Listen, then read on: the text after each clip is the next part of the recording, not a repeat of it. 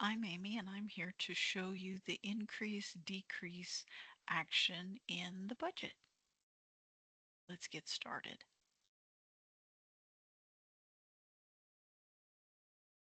In the actions area inside a working budget, the first item is increase-decrease. This is a great feature.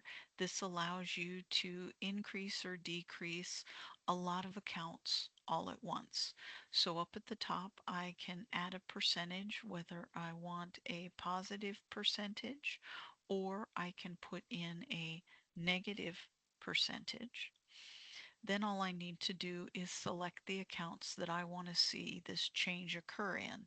I can either use my filters to filter the grid down at the bottom, or I can choose the accounts one at a time. I can also choose them all at once. Under working budget accounts, if I click on this top box, it will choose all of the accounts on a page.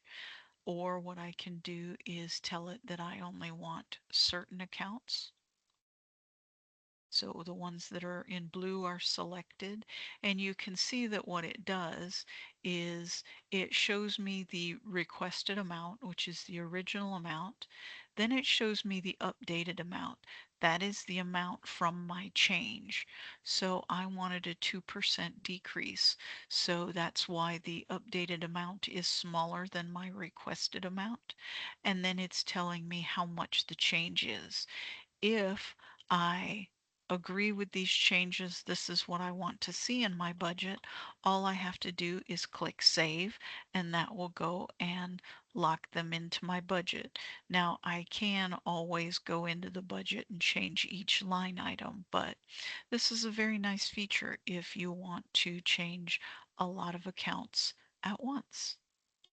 I'm going to stop sharing my screen here. If you have any questions about this feature or need any other assistance with the budget, please don't hesitate to reach out. We're here to support you. Our telephone number is 806-794-3278, or our email is fastsupport@festsw.com.